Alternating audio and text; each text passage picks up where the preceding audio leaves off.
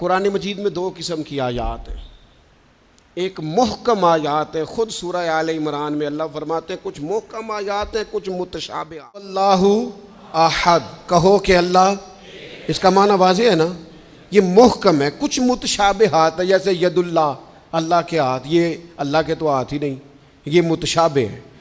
اللہ فرماتے ہیں کچھ آیتیں محکم ہیں، کچھ متشابہ۔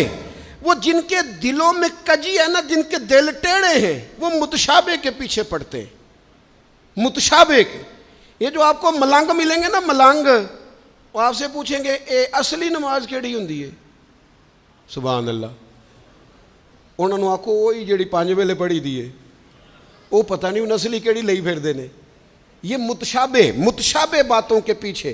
اچھا، نبی پاک علیہ السلام معراج پہ گئے، سرکار نے واپس آ کے فرمایا چغلی کرنے والے کو یہ سزا ملے گی، معاذ اللہ زنا کرنے والے کو یہ سزا ملے گی، جو خطیب لوگوں کو تقریر سنائے خود عمل نہ کرے اسے یہ سزا ملے گی۔ ان باتوں پر وہ توجہ نہیں کرتے کہ سرکار نے یہ بیان کیا۔ فرمایا میں دیکھ کے آیا ہوں سود کھانے والے کو یہ سزا ملے، اس پر توجہ نہیں۔ وہ پوچھتے کیا ہیں؟ کہتے ہیں یہ بتائیں براق جس پہ حضور بیٹھ کے گئے تھے اس کا رنگ کیسا تھا؟ میں آپ کو راز کی بات بتاؤں، معراج میں کیا کیا باتیں ہوئی تھیں؟ او بھائی تو رہنے دے، تیرے پاس جو محکم باتیں ہیں تو ان پہ عمل کر۔ شریعت میں کچھ چیزیں واضح، مثلا ایک مسئلہ ہے، مسئلہ تقدیر۔ تقدیر پر ایمان لانا ضروری ہے، پر اس کی تشریحات میں نہیں جانا چاہیے۔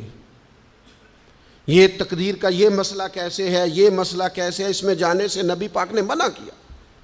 لیکن لوگوں کو عادت ہوتی ہے وہ باتیں چھیڑنے کی جن کو چھیڑنے سے شریعت نے روکا ہے، وہ چھیڑتے ہیں۔ یہ آپ حدیث پاک سنیے، حضرت ابو ہریرہ رضی اللہ تعالیٰ عنہ ارشاد فرماتے ہیں ہم سب لوگ ایک دن بیٹھے تھے تو کچھ لوگ مسئلہ تقدیر پر بحث کر رہے تھے، سرکار تشریف لے آئے۔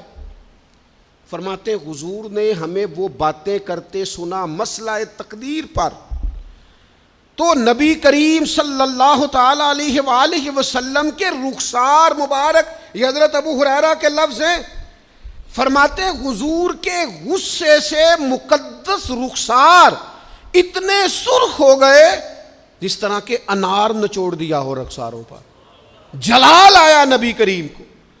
اور رسول اللہ صلی اللہ تعالی علیہ وآلہ وسلم نے ارشاد فرمایا تم سے پہلے لوگ اس لیے ہلاک کر دیے گئے کہ وہ ایسی باتوں پر بحث کرتے تھے جن پر بحث کرنے سے اللہ نے منع فرمایا ہے۔ اور حضور فرمانے لگے کیا میں اس لیے مبعوث ہوا تھا؟ کیا تمہیں اس لیے حکم دیا گیا تھا کہ تم بحث کرو گے مسئلہ تقدیر پر؟ متشابہ میں الجھ گئی ساری قوم، ایسی باتیں ڈھونڈ ڈھونڈ کے لاتے ہیں لوگ، ان کا مزہ لیتے ہیں، کہتے ہیں جی یہ بات تو سارے مولوی کرتے ہیں، انوکھی بات کریں۔ انوکھی بات کون سی ہوتی ہے؟ بات وہی ہے جو اللہ نے قرآن میں بیان کی ہے، رسول پاک نے اپنے فرمان میں بیان کی ہے۔